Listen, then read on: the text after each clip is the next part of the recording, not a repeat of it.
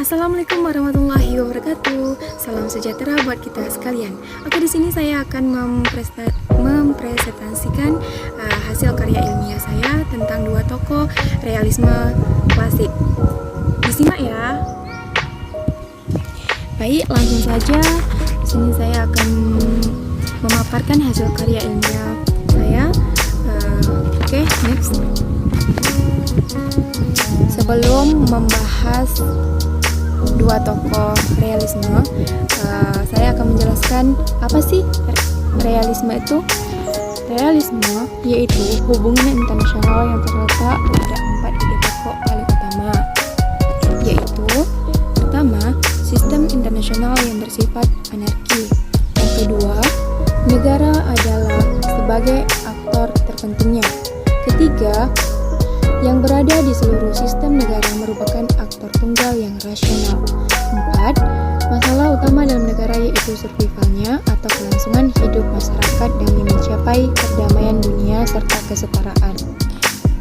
Realisme klasik yaitu ideologi yang memiliki pandangan bahwa pencarian kekuasaan dan niat untuk mendominasi adalah bidang mendasar dari sifat manusia. Next. Nah, pertama ada tokoh Thucydides. Thucydides adalah seorang sejarawan Yunani kuno yang menulis sejarah perang Peloponnesia dan dianggap sebagai pencetus pemikiran real politik. Kedua, ada tokoh Otto von Bismarck, seorang negarawan Rusia yang membuat istilah keseimbangan daya atau balance of power. Masuk pembahasan. Pertama ada Thucydides. Dia lahir 460 sebelum Masehi, wafat 395 sebelum Masehi. Dia seorang sejarawan Yunani dan penulis dari Alemos, sejarawan besar Athena, seorang filsuf politik dan juga seorang jenderal. Dia merilis sebuah buku sejarah perang Peloponnesia atau The History of Peloponnesian War. Bukunya berisi cerita perang pada abad ke-5 sebelum Masehi antara Sparta dan Athena. Buku ini menjadi buku teks di perguruan tinggi militer. Bukunya yang berjudul Melian Dialog menjadi buku rujukan dalam teori hubungan internasional terutama realisme. Next. Thucydides memberikan 4 kategori mengenai realisme. Yang pertama, sifat manusia adalah titik awal untuk realisme dalam hubungan internasional. Yang kedua, kaum realis secara umum percaya bahwa tidak ada pemerintah dan kondisi hubungan internasional selalu dalam kondisi anarkis. Yang ketiga, untuk mencapai keamanan, negara berusaha meningkatkan kekuasaan mereka dan terlibat dalam keseimbangan kekuasaan mereka untuk menahan potensi penyerang. Dan keempat, realis umumnya skeptis tentang relevansi moralitas dalam politik internasional. Lanjut. Masuk ke tokoh realisme real politik Otto von Bismarck.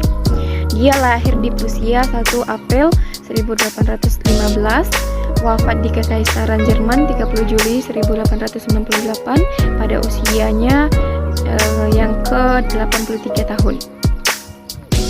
Dia adalah salah satu pemimpin yang konservatif dalam mendominasi urusan Jerman dengan Eropa sejak tahun 1860 sampai 1890 dengan masa jabatan mulai dari 21 Maret 1871 sampai 20 Maret 1890. Bismarck sendiri dijuluki sebagai kanselir besi.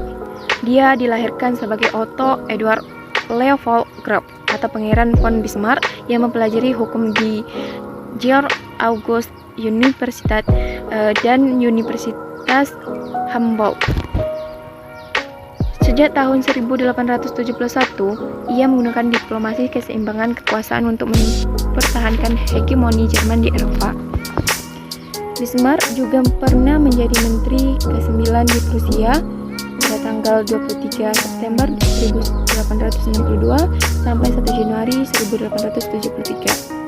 Dia juga pernah menjadi menteri presiden Prusia ke-11 dan juga pernah menjadi konselor konferensi Jerman Utara Menteri Luar Negeri, dan Bismarck menindas demokrasi sosial yang berkembang pada tahun 1880-an dengan melarang beberapa organisasi dan secara pragmatis memulai sistem penghargaan asuransi kesehatan untuk para pekerja. Dengan begitu banyaknya perjuangan telah dia ciptakan dan lakukan, akhirnya Bismarck memilih untuk undur diri pada tahun 1890 karena kehilangan legitimasi. Legitimasi itu merupakan seberapa jauh masyarakat menerima dan masyarakat mengakui kewenangan, keputusan atau kebijakan yang diambil oleh seorang pemimpin tersebut. Next, kesimpulan, Thucydides merupakan salah seorang sejarawan yang telah berjuang dan mendedikasikan dirinya untuk berpartisipasi dalam dunia politik. Thucydides berfokus pada peristiwa aktual.